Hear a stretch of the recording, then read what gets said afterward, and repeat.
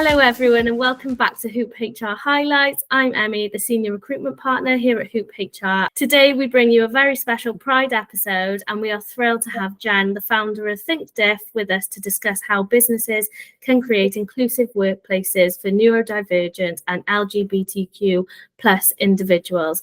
So stay tuned for an enlightening conversation on understanding neurodiversity and LGBTQ plus identities together. Hello, Jen. Hello. Hello. How are you? Okay? Yeah, I'm really good. I'm really pleased to be here. Thank you for inviting me on. Thank you, Emmy. No, thank you so much. So obviously it's a very, very important topic. Like you said, it's quite a taboo. It's been a taboo subject, hasn't it? And it's really good that everyone is more aware these days, but we're still always learning at the end Definitely. of the day. I think, you know what, if there was anything that I'd say, that's probably the key point, is that Yeah. you're always learning. And if you go in with that mindset, then, you know, that is, and you're really clear about that and transparent and authentic yourself, then honestly, you can't go too far wrong.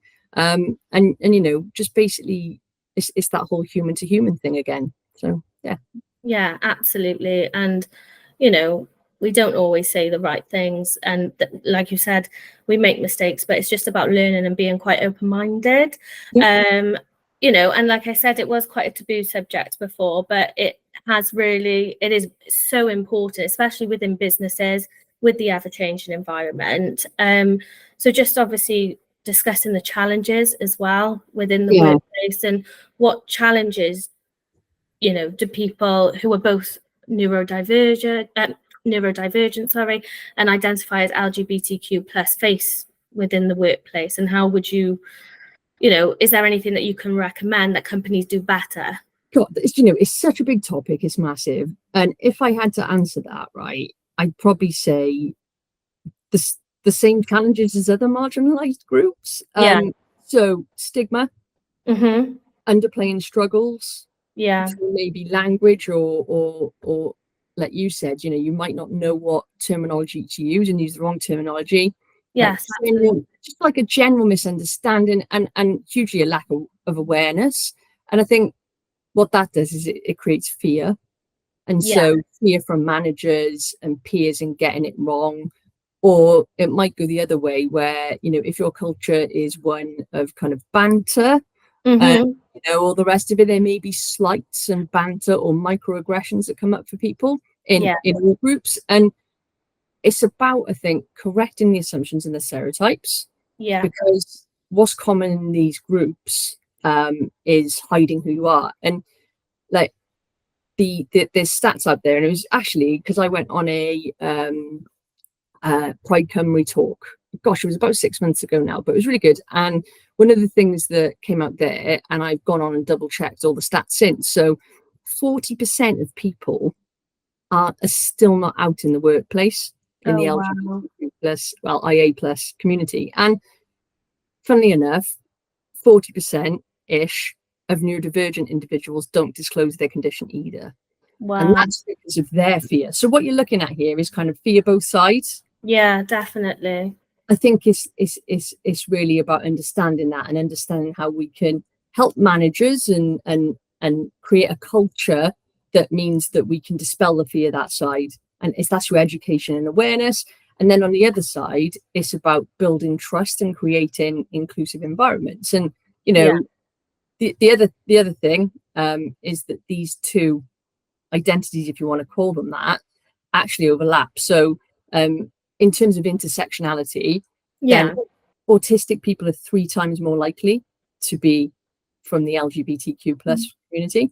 And that's actually, there's actually loads of research on that. And think of it from, imagine you're both.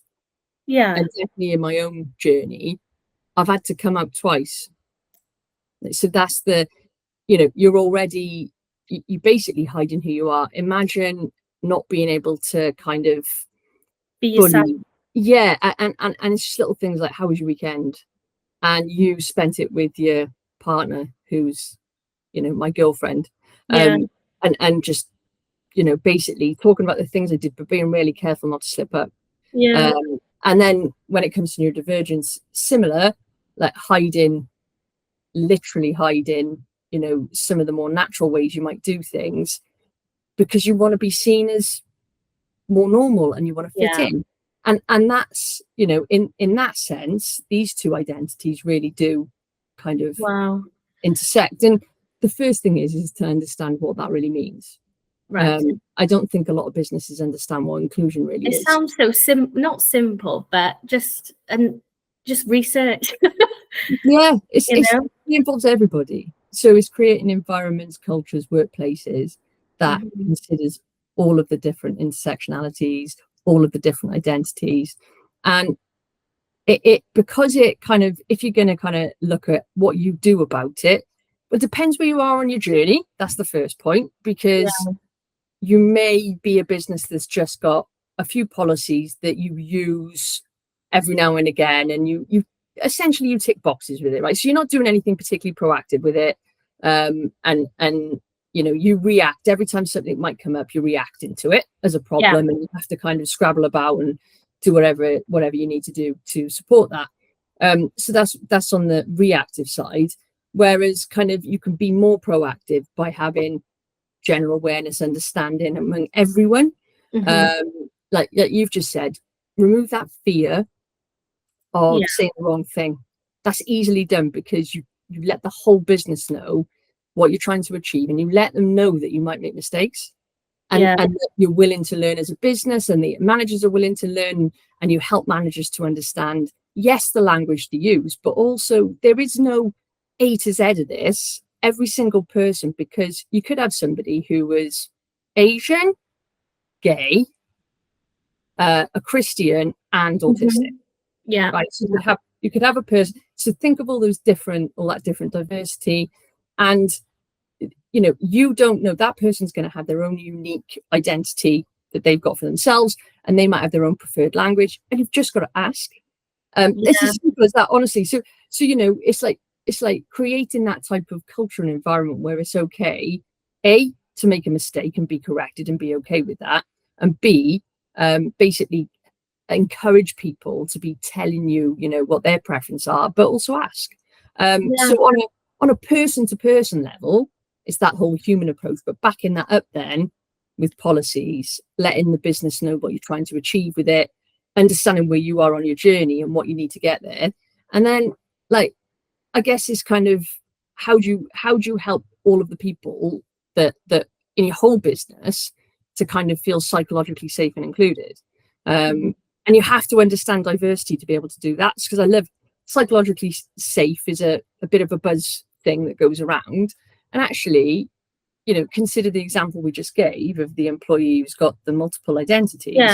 Well, how can you create a psychologically safe environment? Imagine him or her or they in a room, right, with their team, and you're like, they've got all of these different identities, and you're working to make that whole team psychologically safe, which is a common thing I come across. Well, how can you do that in the way that you run things if you don't understand diversity and inclusion? Because you can't make that person feel safe unless you do, by the language you use, by the way you run things. You know, it's that whole thing. And it starts with pushing the awareness and the understanding. And if you've done that, great. And then, you know, think about what else you can do. And it's always, like you said, it's always changing as well. And I know you said the first point is, you know, the awareness, you know, understanding what those different identities are, but through the employee life cycle, then say, or, you know, the engagement side of things, how is it through workshops, or, you know, what would you recommend? How do you get everyone on board? What would you recommend there? So I can say, look, definitely don't. I can say don't make it a governance box ticking exercise, right? Because it's my pet hate when, you know, businesses kind of say, well, yeah, we do that, and we do some of that, and then what you find is that every 12 months, every single person gets some e-learning, and the last half an hour is fairly general, and everybody in the business tosses their eyes and goes, oh God. So think of it from the people doing the training's point of view. They're like, well, this is just box ticking. There's no hiding from that. That's the message you're sending. You're sending a message that's not really that important. Yes. Then you have people chasing it. You get the email. have you done your equality and diversity training, you know? and it's kind of like, right, okay, there's no follow-up to that. Like, what were your learning outcomes? Have you got any commitments you're going to make personally? And anyways, you know, if you're going to deliver training like this, I think the point is that you have to think about, what do you want the person to feel like at the end of the training, and what action do you want them to take?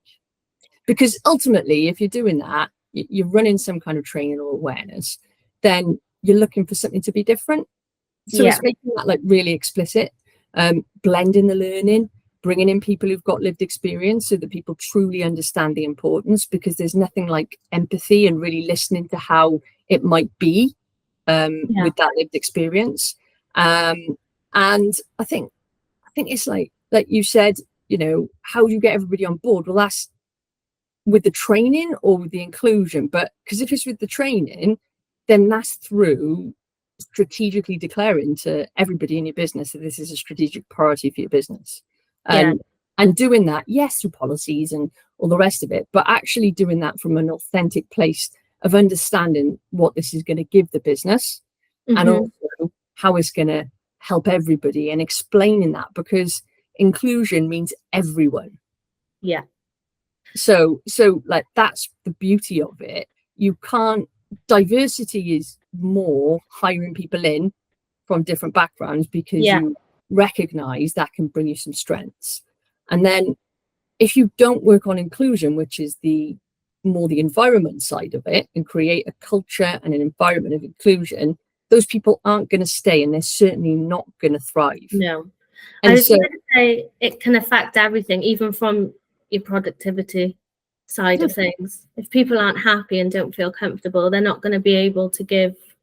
Exactly. What's the most basic human, you know, well, there's a few actually, but one of the most basic human needs is to belong, right? So as a human race, we evolved, right? Our survival tactics are create tribes. So we had tribes of people. There were about 150 people, I think, at their peak, if you look at the research, and they were diverse on purpose, because that's how they survived. So there was a variation in how, and people's strengths and all the rest of it, so that you had that survival. And if you look at, like, I don't know, a lion or a crocodile or something that's got big teeth and claws, right? That's how they survived. They genetically evolved to be what they are, and how they basically, it is about survival. But we created tribes, and so we've got this innate need to belong and to be valued for what we can bring. And so companies that don't embrace that, I mean, it's just such a simple concept. If you think of oxytocin, which is one of the hormones that goes around our bodies, the bonding hormone. Oh, right. So that's released, like, so when somebody, you know, when someone has a baby, oxytocin is released like massively into their body, so that they bond with the baby. Right. Okay. And just think about that just for a second. Like, we've all got oxytocin to bond us. That's what it's there for. And actually, like, we've actually got DNA, biology, all the rest of it that businesses, you know, can actually work with to understand and go, right, okay, so I get that. We all want to belong. How can I make that happen? Yeah. Because to belong means to be valued, to be, you know, valued for your difference, valued for your strengths, and not to be kind of included or in a business, and then for that not to happen causes all kinds of problems at that point. For people aren't happy, you're right, and they don't perform. Of course they don't. The other side of it is, and you know, if you look at kind of recruitment practices, a lot of forms and application forms still ask for really outdated stuff. Like they might ask you if you're male, female, or other. Is one I see. Or, you know, they've got this long list like that, and it might disclude someone, and that leads. So I think, it's like thinking about. What would you suggest in that instance then? Do you not even do a tick box? But then do people want to be identified? What's the right thing to do? Yeah, or maybe even their sexuality. So the right thing to do is to be thinking it's got to be in the context of your organization. Do you Okay. need that data? What do you need that data for? Right. Speaking from my own experience, in HR, it works pretty much like this. You look at, you get templates. Yeah. And you use the templates. Now, you don't often think, well, what am I trying to achieve with this? And actually, what am I going to use the information for? So if you're not using the information for anything, don't ask. Do you think it would be better pronouns? Because obviously you need those with, when you're emailing people, or, you're liaising with people from, a different team or department, that, because that's important. Yeah, absolutely it is. And again, if you're filling an application form, the likelihood of that actually that data being translated anywhere in the day-to-day like interactions you're talking about is unlikely. You wouldn't get an application form and then HR suddenly make an announcement over the tannoy or like send an email out to say, because that's personal private information, and it's not to be shared. And so actually the best way to approach it, inclusion, would be just using inclusive language all the time. And you can do that. The other thing that works really well, so obviously you will have seen this, it's not like it's a new thing, having your pronouns in your email. Yes. So these are my pronouns, and that can be really helpful. That can be really helpful for people. And again, if people don't want to declare that, then they don't have to, obviously. And the best possible way to approach that is just to use inclusive language. I mean, it's not that difficult to actually replace she or he with they. No. And you need to do that in your policies as well. So making those, making sure they're gender neutral, making sure that, that everybody can be included in those as well. And it's just some really simple stuff with language, really. And it's really thinking about, because like we said, don't forget, there's so many different, there's intersectionality, and there's so many different things that you could be considering here. It's about how you do things on a practical day-to-day level. So my question to someone who's got that information on an application form or on something is, well, how do you use that information? Do you actually ever look at the form again, or do you just file it away? If you're not using it for anything, then, why ask it, is mine. In, following obviously the hiring process and things like that, how can processes throughout the hiring process be made more inclusive for, neurodivergent, sorry. It's a hard word, don't worry, I get it. Sorry, I really get that. Sorry, every time. Yeah, and I look at the word and I still can't read it. It's a tongue twister. Hey, I tell you what you can do, because I do this as well when I'm talking to people about it. Just say NDers or ND. Okay. But let people know you're going to do that, because like if I'm giving a presentation, I have to say the word neurodivergent so many times that eventually I do start to kind of, I'm like, oh, is it the right word? I've forgotten what I'm saying. And so I just say to everybody, look, from now on, because I've introduced the concept, and I say, look, I'm going to say NDers, because it's just easier to say. Is it NDers, is it? NDers. NDers, okay. But the hiring process, you're asking. The hiring, how can it be made more inclusive for NDers and LGBTQ plus candidates throughout the process then? So, I get you.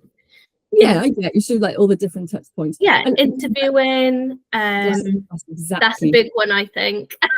Yeah.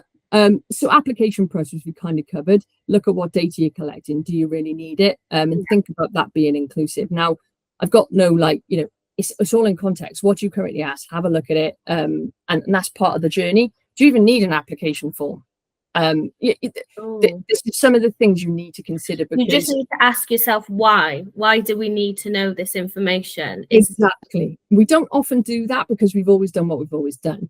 And what I love about this is it challenges our way of thinking. So another example of that is when it comes to NDers, and you will have heard this definitely in your industry, is to, as if you're looking at the interview process as an example, or you're looking at inviting someone to interview, that whatever it might be, making that inclusive is giving is making it in plain language, using accessible fonts, backgrounds, all of this stuff, and so easy to do. Then your job adverts should be jargon free. They should be really plain language. Don't put filler words in there. There's no need to do that. And there's tools you can use to run through them. And the same in terms of what we talked about. So gender neutral language, you can do the same thing there. And then from that point of view, from the point of view of someone reading the job description, there's some simple things. When it comes to inviting people to interview, make sure you're really specific for NDers. So like, how long is the interview going to last? Who's going to be there and what are their roles? And if it's face to face, how do they get to you? When they get there, what exactly specifically do they need to do? So they might need to kind of a lot of us will like just bumble through the door and hope we see someone. Do they ask for someone specific? Do they wait at reception? Should they be 15 minutes early? Is there parking? And you can do all of this stuff really easy, because once you've done it once, use it. Other than obviously, changing the names or whatever's appropriate. A picture of the car park, where to park, all of this stuff. Really, really reduces the stress for that person and that anxiety. And what you'll get is a better person show up in the interview. So that's one thing. And then from the questions up front thing, I'm sure you've heard of. Even before our call today, wasn't it? We have an agenda. You don't want to go into something not having a clue. And absolutely. So what do you do there? How do you get the best out of someone? So agendas for meetings are one thing. When you're in the workplace, obviously that's a huge thing, and I see that quite a lot. And would that not benefit everybody, which is the point of inclusion? Oh, absolutely. If someone goes, Emmy, can I meet with you? I'll be like, what have I done wrong? Exactly.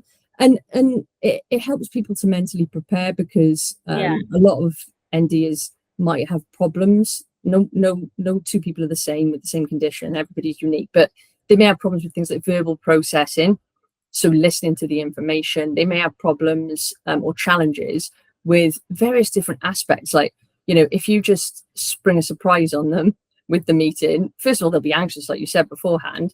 But second of all, you're not going to get the best out of them in that meeting, because they might need to go away and reflect on what's been said, follow up in writing, because that's their preferred communication method.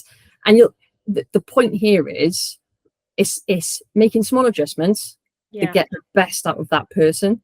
And that's what it's all about. And if you look at kind of the questions up front thing, that's a really good example. So it's probably the area I see most people raise eyebrows on. And it's almost like people feel like you're cheating. But I would encourage organizations to do that for everybody. Why not? You revise for a test. Absolutely. And that's the point. Do you know what? You kind of hit the nail on the head, because what are you testing for? So are you testing for people to come into the room and be able to bowl you over with their interview skills? Or are you testing for someone who can do the job, be authentic, know the whatever the area is, and be able to actually, from a skill set point of view, do it. But also, that what you're doing is you're decreasing the anxiety levels. And that, if your interview process is one where you've thought about what skills you're testing for, and you want to get the best out of that person in the moment and authentically, you want to help them be authentic and at ease. Of course you do. That's when you find the most out about people. And you should be doing the same thing. It's that whole authentic two-way conversation. And so sending in the questions up front, every candidate the questions up front, it just gives them a chance to understand, they can prepare. It reduces anxiety. It helps with some communication challenges. And basically, it just makes the whole experience. You're going to get the best out of the person, going back to what you're trying to achieve in that hour, or that hour and then another hour in a couple of weeks if you've got 2 stages. That's what it's all about. So it's about unlearning some of the things that we've done in the past, and but making adjustments that can be applied to everybody, because then that's inclusion. Yes, make reasonable adjustments if somebody needs it, and they might be specific to that person. But if you've created the right culture and diversity and inclusion is brought into, then people will that's fine. People understand that, and a lot of the things that you can do will benefit.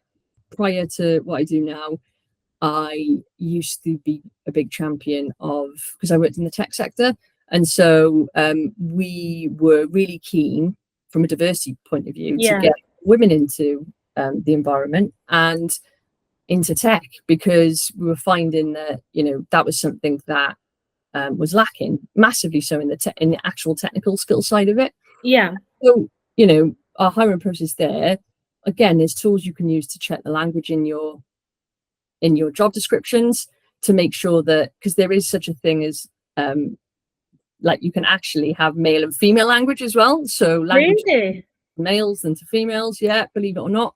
And so this is what language is so important. Now, this is quite a while back, and we also added to our job adverts that you can apply even if you meet 80% of the criteria, because studies have shown that men will apply for jobs, but generally speaking, men are more likely to apply for jobs if they meet 50% of the criteria, and women 100%.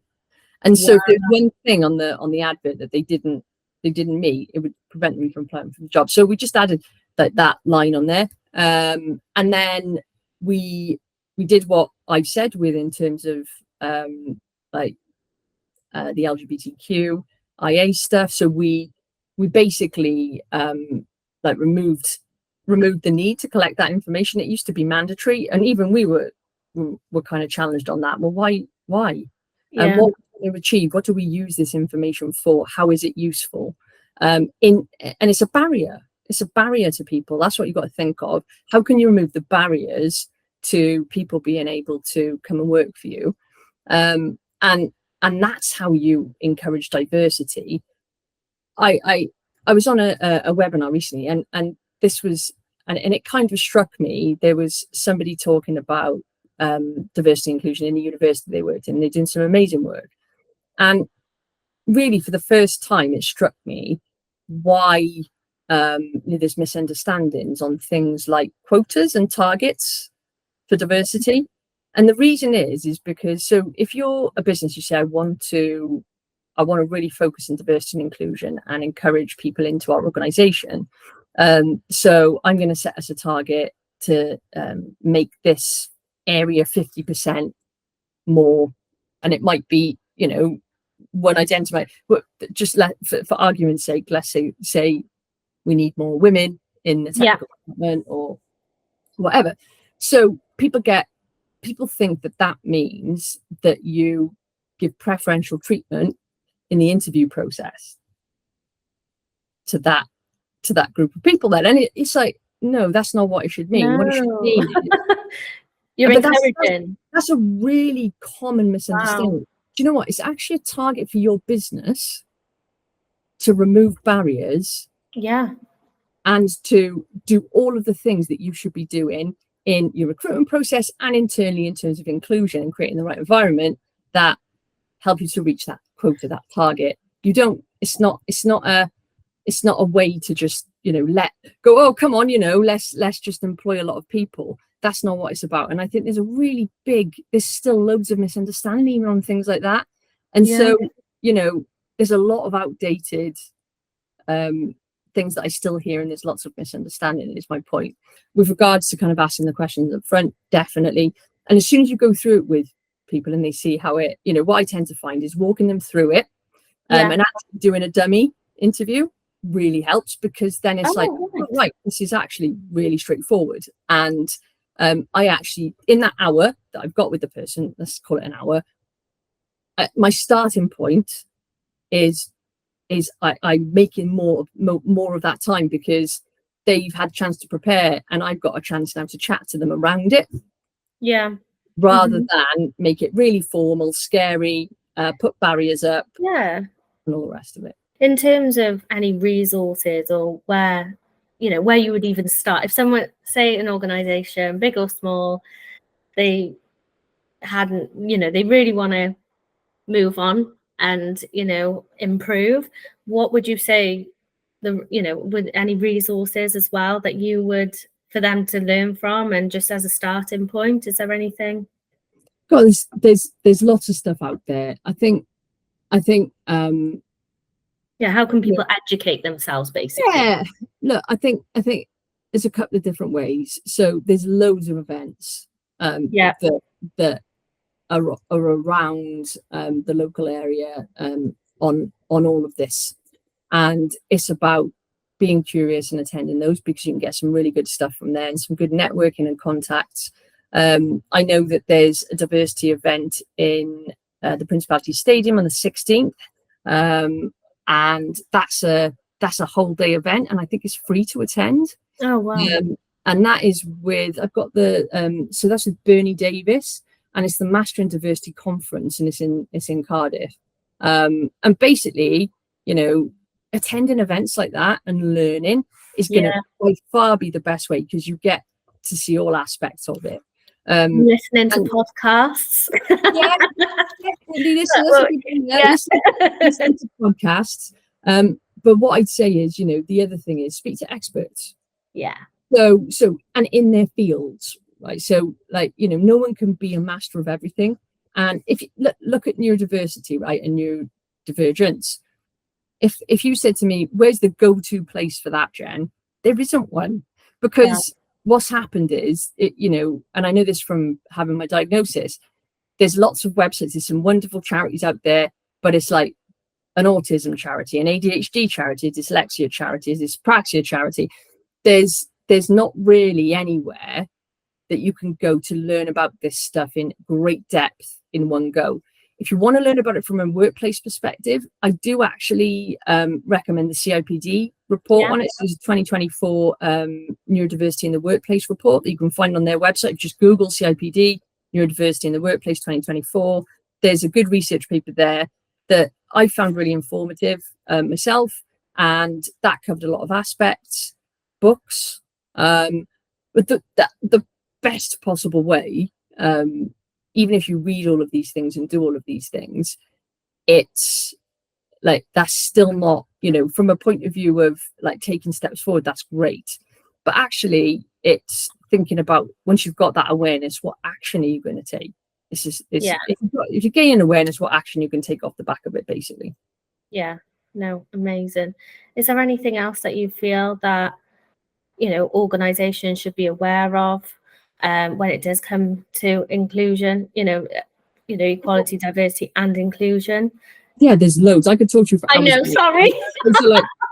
But the one thing that I'd want to get across to workplaces is the next generation. Now. Yeah. And yes, I think it's about 2% at the moment. But they're coming. And there's lots more intersectionality in that generation.